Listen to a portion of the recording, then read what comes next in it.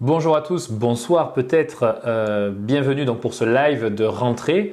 Un live de rentrée que nous avons choisi symboliquement ce jeudi 10 septembre, jour habituel de la fête votive où les pêcheurs arrêtent de travailler pour nous rejoindre, ce qui en temps habituel relance considérablement et apporte une nouvelle impulsion à notre fête traditionnelle. Mais ce jeudi, vous l'avez tous remarqué, rien à voir avec les éditions précédentes, puisque la fête est annulée et nous ne faisons que comprendre cette décision au vu du contexte sanitaire. Seules les courses du Trophée de la Mer ont été maintenues. Nous avons pu y assister malgré quelques gouttes au sein des arènes du Grau du Roi, donc c'est un point positif. Et effectivement, je pense qu'il faut tant bien que faire se peut essayer de poursuivre et continuer à entretenir la vie dans la mesure du possible, car l'épidémie et la circulation du virus sont bien là. Néanmoins, nous devons ne pas tout arrêter, ne pas rester dans l'immobilisme et continuer à vivre en prenant les précautions nécessaires. Au sujet justement de la Covid et de l'évolution du virus, de sa diffusion, nous le savons tous, vous suivez peut-être les chaînes nationales, les chaînes régionales, peut-être la presse également, tout le monde en parle et c'est encore un sujet d'actualité. Nous savons que le virus circule et nous savons malheureusement chaque jour un peu plus que les chiffres confirment de plus en plus l'éventualité d'une seconde vague avec des augmentations encore très progressives des cas dans toute la France mais aussi dans notre département, mais une augmentation certaine qui peut laisser présager cette seconde vague. Il s'agit d'être rassuré sur un point déjà, c'est que l'expérience de mars et avril a été valeureuse et analysée par différents comités scientifiques, par les établissements. Et aujourd'hui, je pense que nous sommes prêts à affronter cette seconde vague qui devrait, si elle a lieu comme elle est attendue, se dérouler avec des conséquences moins graves, avec une meilleure maîtrise. Et pour ce faire, nous devons tous jouer un rôle particulier. Il s'agit de continuer à entretenir les gestes barrières, la distanciation, mettre le masque, préférence pour le masque chirurgical, pour les masques qui sont certifiés afin de bien limiter la circulation du virus. Je rappelle que le fait de porter un masque, c'est vraiment une démarche altruiste qui vise à éviter la propagation du virus si l'on est porteur ou porteur sain. Cet été, beaucoup moins de cas graves en réanimation, évidemment, malgré la circulation, simplement du fait que cet été, le virus a été surtout porté et véhiculé par les jeunes et les personnes de moins de 40 ans à la louche qui ont donc une meilleure aptitude à résister à ce virus et donc ils n'ont pas connu des parcours de soins dramatiques, qui n'ont pas nécessité d'hospitalisation. Mais rien ne doit nous laisser penser que le virus est moins virulent, c'est juste qu'il a touché une population plus forte et que chacun d'entre nous, les plus âgés en première ligne, ont pris aussi le parti de rester un peu plus en retrait pour se mettre à distance et ne pas s'exposer à ce virus qui peut leur être fatal, nous le savons tous. Évolution du virus sur le territoire national, l'actualité le dit régulièrement. Mais nous nous posons encore des questions sur l'aspect local. Je regrette là encore qu'il n'y ait pas une plus grande transparence. On le voit au niveau régional. L'Agence régionale de santé diffuse dans un bulletin hebdomadaire le nombre de tests réalisés, le nombre de cas positifs, le nombre d'hospitalisations, toute une série d'indicateurs qui permettent d'appréhender la situation. Je pense qu'il serait de bon ton de le mettre en œuvre sur la commune du Grau du Roi, d'avoir un bulletin régulier et une véritable transparence par rapport à la notification des cas positifs, des cas contacts et de l'état réel de la circulation du virus. Pour une raison simple, c'est qu'il ne faut ni céder à la panique, ni laisser diffuser des rumeurs. J'ai entendu parfois et encore récemment la notion d'un cluster peut-être à la mairie avec des agents qui seraient diagnostiqués positifs. Tout ça est assez incertain et participe à une confusion qui n'est pas nécessaire dans cette poursuite, dans ce second temps de gestion de la crise, qui est une gestion différente de la crise qu'on a connue dans l'hiver dernier. Ce type d'approche permet vraiment de rassurer la population et d'être informé en temps réel de la situation.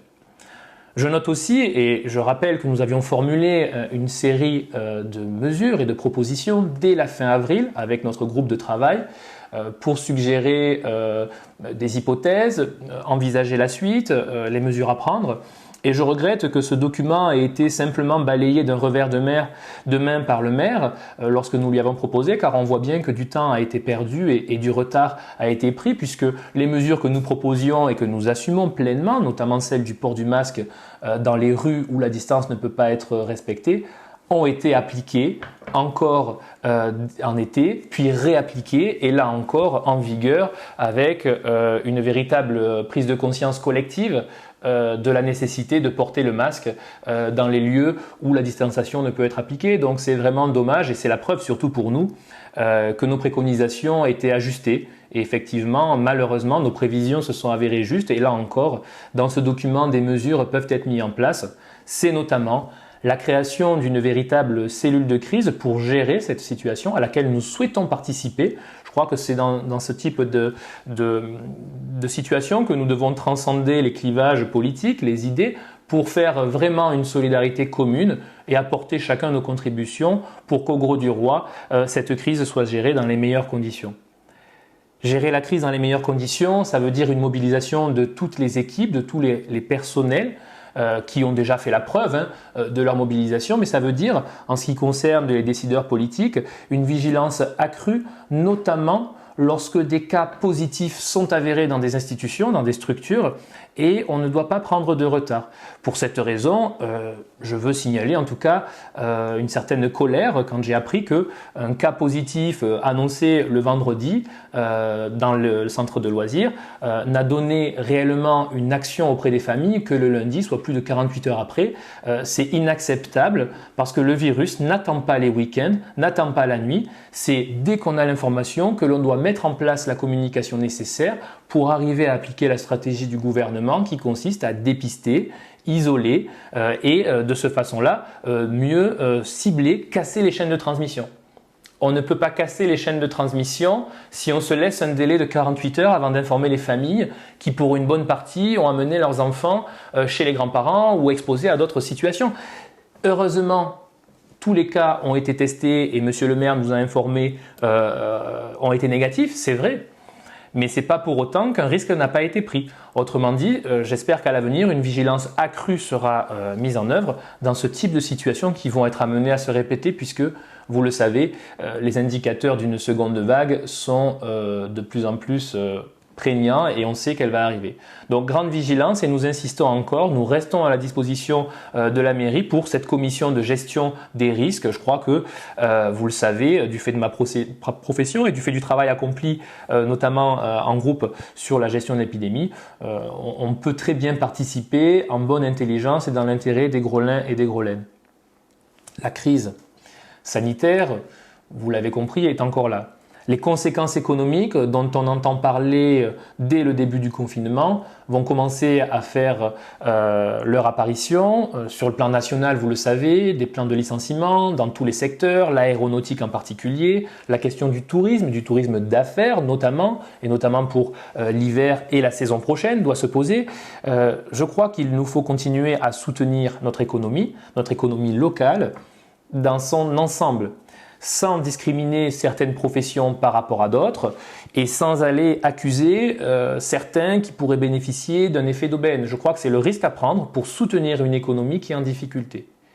À ce titre, peut-être vous avez suivi le dernier conseil municipal, notre intervention, pour souligner notre incompréhension dans l'attribution des exonérations des occupations du domaine public, puisqu'il y a une véritable inégalité entre, d'une part, les personnes qui occupent le domaine public pour des terrasses, par exemple, qui se voient exonérées à 100% sur toute l'année, et des personnes qui, comme par exemple les marchés, comme par exemple les forains, et notamment je pense à l'Aquarama ou à d'autres types d'occupation du domaine public, qui n'ont, eux, que droit à 30% de réduction.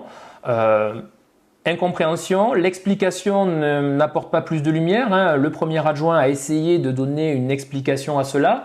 Il s'agirait de préserver les Grolins, selon ses dires. Moi, je crois que dans cette situation, et l'économie ne fait pas cas de Grolins, pas Grolins, l'économie c'est un système complexe, il nous faut la soutenir pleinement.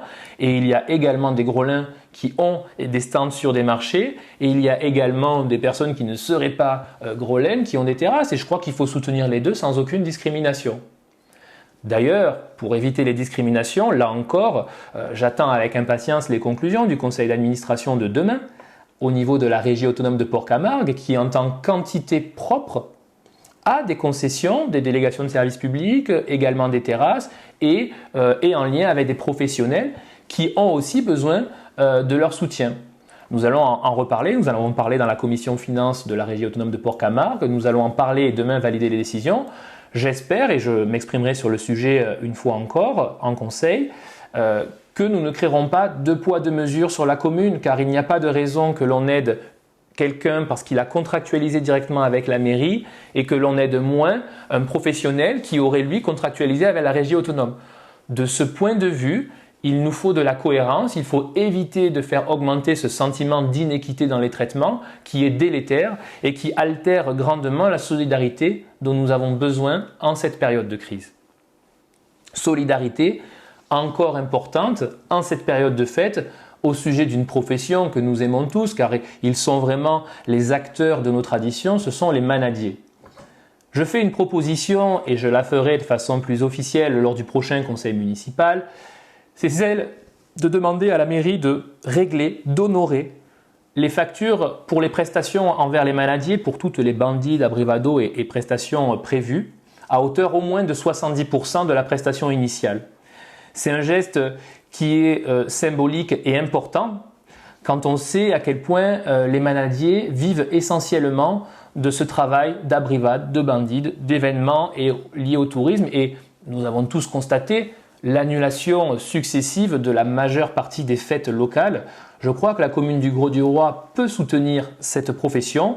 Vous le savez, avant même le Covid et l'épidémie du Covid, la profession était déjà en difficulté avec les assureurs notamment, avec d'autres problématiques d'envergure sur les terres. Donc c'est une profession qui était déjà en difficulté avant le Covid, dont le Covid avec l'annulation de toutes les fêtes locales a signé presque un arrêt de mort. Je crois que la commune pourrait, et j'insiste, soutenir à hauteur de 70% des prestations engagées les manadiers, tous manadiers confondus. Et cela sera une aide tout à fait confortable qui viendra s'ajouter à d'autres aides qui existent, la région notamment pour les éleveurs de taureaux Camargue et de chevaux Camargue, mais aussi la communauté de communes Terre de Camargue qui, nous l'avons soutenu, a décidé d'accompagner aussi les manadiers, donc les éleveurs, en leur apportant une aide. Vraiment, ce n'est pas parce que des organismes et des collectivités font des aides que nous, commune du Grau-du-Roi, nous ne devons pas accompagner. Nous avons estimé cette aide qui est tout à fait acceptable, entre 30 et 40 000 euros. C'est à peu près l'équivalent des économies réalisées par l'absence des feux d'artifice du 14 juillet, du 15 août et de la fête de la mer. Donc véritablement, cette mesure ne coûterait vraiment pas grand-chose à la commune dans la mesure où énormément de dépenses ont été budgétisées pour les festivités et n'ont pas été honorées. Donc ça, il faut être très au clair avec ça. C'est une mesure qui est réalisable et je crois que nous devons l'engager. C'est une question de solidarité vis-à-vis de nos manadiers et c'est notre identité locale qui est en question. À notre petite échelle, soutenir les traditions et les manadiers, nous l'avons fait en organisant notre assemblée générale de rentrée fin août dans une manade locale. C'est une façon pour nous de soutenir ces traditions. Donc nous aussi, nous faisons à la hauteur de nos moyens et de notre association des gestes. Nous sommes en accord entre nos discours et nos actes. Cette assemblée générale s'est déroulée sous un temps un peu nuageux. Néanmoins, je suis très heureux de la présence de peut-être certains d'entre vous, de tous ces membres, qui ont permis de renouveler le bureau de notre association, le groupe de réflexion pour l'avenir et l'unité, mais aussi de faire connaissance avec les 6 élus que nous avons maintenant au conseil municipal, qui feront l'objet d'une présentation ultérieure, aussi bien sur leur commission. Nous siégeons dans toutes les commissions municipales et ça c'est un point positif. Et nous siégeons également au moins une personne de notre groupe dans tous les organismes et les satellites de la commune, que ce soit le CCAS, la régie autonome de Port-Camargue, le Siquarium, la SEM Le Gros Développement et le camping de l'Espiguette et bien sûr la régie autonome de Port-Camargue. Donc l'ensemble des satellites, nous y sommes. Également le comité de jumelage de Dossenheim. Et donc nous avons à ce titre, et l'EHPAD aussi, l'EHPAD Saint-Vincent dans le conseil d'administration. Donc nous avons de ce point de vue-là une pleine implication et nous sommes heureux de siéger. Ces élus qui m'accompagnent, je tiens à les remercier parce qu'ils le savent, c'est un engagement constant, permanent et nous ferons ce travail, nous sommes déterminés à le faire. et le faire avec qualité. C'est pour cette raison que nous avons, la semaine dernière, le week-end, le samedi, nous avons pris du temps pour aller nous former avec un organisme de formation pour en savoir davantage sur les droits, les possibilités et être toujours plus performant pour défendre les intérêts de la commune. Les intérêts de la commune, ils sont multiples et au cours de ces 6 prochaines années, nous aurons l'occasion d'en reparler. Je pense que le sujet est un sujet qui est important à court terme, là, et dont il va être question très prochainement. C'est le dossier notamment urbanistique de la commune, avec une révision du PLU qui est engagée, du plan local d'urbanisme, et la question de l'écoquartier et du camping des Pins, question épineuse, sujet de polémique au cours de la campagne pour lequel nous sommes opposés au projet en l'état. Une commission urbanisme aura lieu le 18 septembre, à l'issue de laquelle nous reviendrons vers vous avec les informations que nous avons. Nous attendons encore aussi l'enquête publique de mise en compatibilité du PLU, à savoir si elle aura bien lieu ou pas, pour des raisons de cohérence et de délai entre la concertation qui a eu lieu il y a plus d'1 an et cette enquête publique que nous attendons fermement.